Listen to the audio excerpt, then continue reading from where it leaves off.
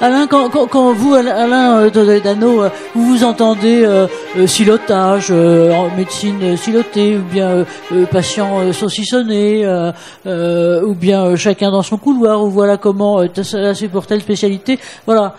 Je crois que c'est bien le fondement et l'axe sur lequel vous avez monté l'Institut Raphaël. Oui, exactement. Alors on a, d'abord merci pour l'invitation, on a un mouvement qui est identitaire, qui est un mouvement de ce qu'on appelle de différenciation et d'expertise. Et les entreprises, elles font leur rentabilité, leur efficience sur leur expertise dans l'économie de marché. C'est vrai qu'on va reparler de l'hôpital, mais je pense qu'on est tous un peu d'accord. Alors, en médecine, en France, on a 55 spécialités médicales. C'est le pays où on en a le plus. Et nos voisins, ils en ont 17. Et ils se portent pas plus mal, pour la plupart. Donc, on a une identité sociale basée sur les silos, les expertises. C'est à celui qui a lu l'article que l'autre n'a pas lu. Et c'est là-dessus qu'on va différencier, promouvoir. Et c'est vrai que le mouvement inverse de la différenciation, celui qui va consister à rassembler, à fédérer, à synthétiser, c'est l'intégration, qui n'est pas contre l'expertise, qui doit intégrer d'autres expertises, mais qui consiste philosophiquement à rassembler. Et donc il y a une marche identitaire avant de transformer un système. On ne peut pas dire à des gens qu'on sélectionne d'une manière qu'il va falloir qu'ils fassent l'impasse sur leur identité parfaite de super experts et qu'ils aillent intégrer d'autres connaissances. Donc il y a déjà un mouvement philosophique qui est celui de l'intégration. Alors ça donne quoi en santé ? Ça donne le fait qu'on doit se soucier, quand on est médecin du pouce gauche, du fait qu'il y ait 3 millions de Français qui travaillent avec des toxicités sonores au-dessus de 55 décibels et ça augmente la toxicité cardiovasculaire. On doit se soucier des 9 millions de morts par an, de la pollution, etc., etc. C'est-à-dire qu'il faut qu'on accepte l'idée d'aller réformer nos enseignements, d'aller transformer nos métiers en intégrant des nouvelles connaissances et une identité non experte. Et ça, c'est un problème aussi qu'on doit prendre à la base, mais il va falloir que sur tous les gens en place, pour transformer le système, on leur apprenne à être à l'aise dans l'incertitude, comme on l'est en cancérologie. Notre métier, c'est de gérer l'incertitude en gardant l'espoir. Il faut que tout le monde ait un peu la cancérologie en lui. Je plaide pour ma paroisse. Donc le sujet de la santé intégrative, c'est donc intégrer les dimensions, la santé émotionnelle, psychologique, sexuelle, sociale, environnementale. Juste Alain, si je peux me permettre, je suis au fond, si tu pouvais rapprocher. Oui, bien sûr, bien sûr. Sur le menton, okay. C'est mieux. Et intégrer aussi les interventions non médicamenteuses, c'est le deuxième axe. Parce qu'on a effectivement 1 million d'infirmières et d'aides-soignantes en France, dont 40% veulent changer de métier par crise de sens. Mais on a 100 000 kinésithérapeutes qu'on sous-exploite. On a des naturopathes qui ne sont pas toutes des énergumènes comme on n'arrête pas de le dire. Il y en a beaucoup de très haut niveau qui participent activement à la prévention, au bien manger, à faire du sport, au bien vivre, etc. On a des ostéopathes et tout un tas de disciplines et c'est des acteurs précarisés.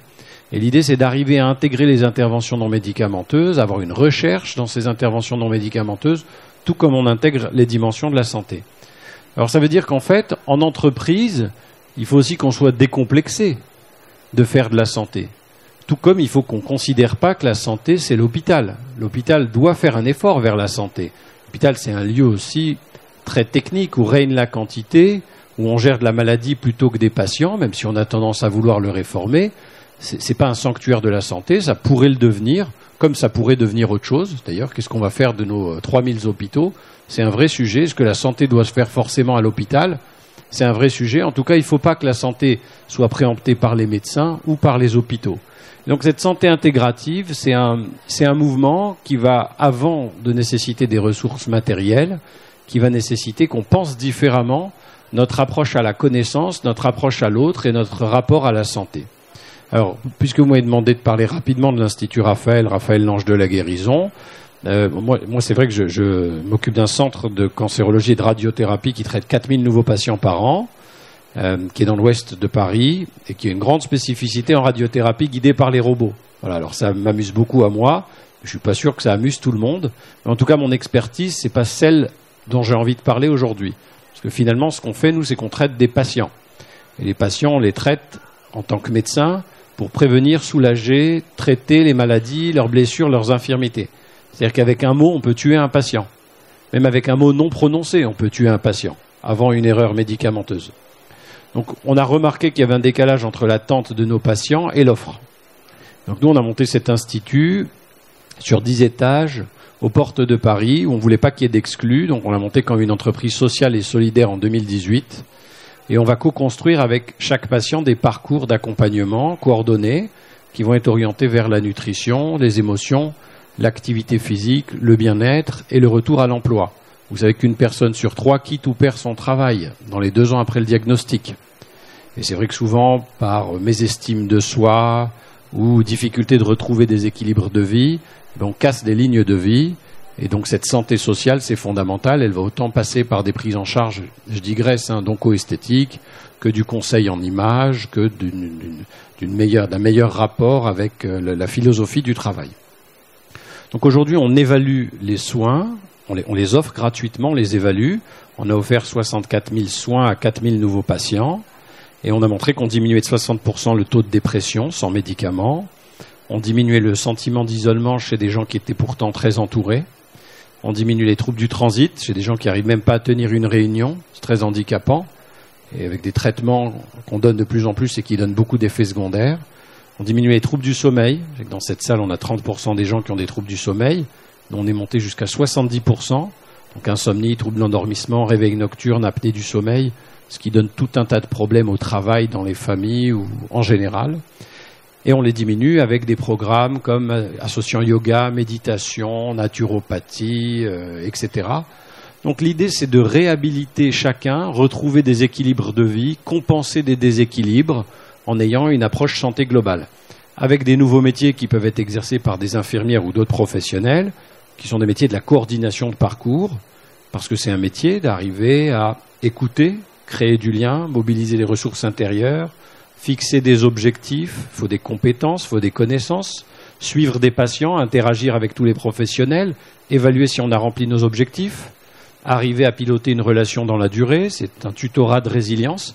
Donc on a créé un diplôme universitaire coordination de parcours santé qui émerge cette année au CNAM, où on a une chaire en santé intégrative, voilà, qui travaille sur la promotion de ces nouveaux métiers, sur la montée en compétences de certains métiers. Pour exemple, les arts-thérapies, il n'y a pas de docteur en art-thérapie, ça, pour nous, c'est pas supportable. Donc dans les arts-thérapies, on promeut les arts plastiques, la musicothérapie, la danse-thérapie, la dramathérapie par le théâtre, l'écriture thérapeutique. Et on sait par exemple que nos collègues canadiens qui accompagnent des patients dans des musées montrent qu'il y a une diminution de la consommation des médicaments.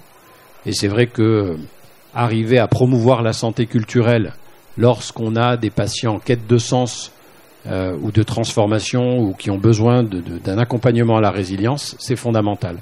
Voilà, donc en fait, toute la stratégie aujourd'hui de l'Institut Raphaël, c'est de ne pas se cantonner aussi au cancer. On a un programme pilote maladie chronique où on prend en charge depuis 18 mois des patients qui ont autant des insuffisances rénales que des pathologies cardiovasculaires, que des endométrioses, des dépressions, et on a les mêmes résultats hors cancer et en cancérologie.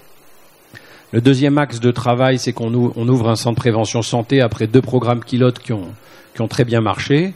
Vous savez qu'on a 40% des cancers qui sont évitables et 80% des maladies cardiovasculaires qui sont évitables si on travaille sur les mêmes cofacteurs, l'alcool, le tabac, la sédentarité, le surpoids, et que malheureusement on a moins de 3% de nos budgets alloués à la prévention. Donc la stratégie, c'est de travailler sur les facteurs environnementaux et comportementaux, donc les comportements, l'addictologie, etc. C'est pas parce qu'on n'est pas psychiatre qu'il ne faut pas qu'on s'intéresse à la lumière bleue, l'addiction aux écrans ou à l'alcoolisme, en fait, tout simplement, ou le tabagisme. Et les environnements, on en a parlé tout à l'heure, il y a les environnements psychosociaux qui sont déterminants, et puis les expositions aux facteurs de risque, tout l'exposome, la qualité des milieux, et c'est à nous aussi de savoir travailler là-dessus. Donc la prévention, c'est un sujet, les maladies chroniques, c'est 24 millions de Français et leurs aidants, c'est un vrai sujet, et cette approche santé globale, l'idée c'est qu'en fait, on pense que la pratiquer dans l'hôpital, et moi qui suis un pur produit hospitalier et qui exerce mon métier de cancérologue, je suis pas certain, l'hôpital doit initier, former, être terrain de stage, mais je suis pas certain qu'on arrive rapidement à transformer l'hôpital à grande échelle. On arrivera plus vite à transformer la vision de la santé en entreprise et en dehors de l'hôpital, et aller de la prévention à la réhabilitation avec des acteurs de terrain, de l'économie de marché qui s'investissent de leur responsabilité sociale. Donc les médecins, c'est très bien. On n'a pas besoin de connaître la mitochondrie pour arriver à savoir, quand quelqu'un arrête de fumer, ce qui compensait et comment on va l'aider. Bien sûr, pour prescrire des médicaments, il y a un peu d'expertise. Mais l'idée, c'est de renoncer à ce travail en silo, d'abord par une posture d'intégration. Et la santé globale qu'on appelle de nos voeux, elle va nécessiter un changement de posture. C'est-à-dire qu'il va falloir qu'on reconnaisse des nouveaux métiers, des nouvelles expertises, et qu'on reconnaisse la légitimité de l'entreprise pour s'occuper de la santé, puisque c'est notre sujet ici, mais ça peut être la santé scolaire, ça peut être le sport santé. Il faut qu'on arrête de hiérarchiser sur les diplômes et sur les étiquettes, et qu'on revienne à un esprit plus pragmatique sur des programmes qui vont être des parcours santé, centrés sur le patient, avec un financement un peu différent et une autre logique d'action. Merci Alain, et je crois que là on se complète bien, vous complétez bien les uns les autres par des approches. L'IER, c'est aussi, si je peux me mettre par les approches patients, et je dois dire que de l'autre côté, alors on a peut-être tous été patients ou à un moment ou à un autre, et je dois dire que ce silotage, en tout cas par le passé, peut-être encore maintenant, on est terriblement dedans. C'est-à-dire que quand vous êtes, moi j'ai malheureusement le privilège d'avoir été étendu de l'autre côté un peu plus de 4 ans.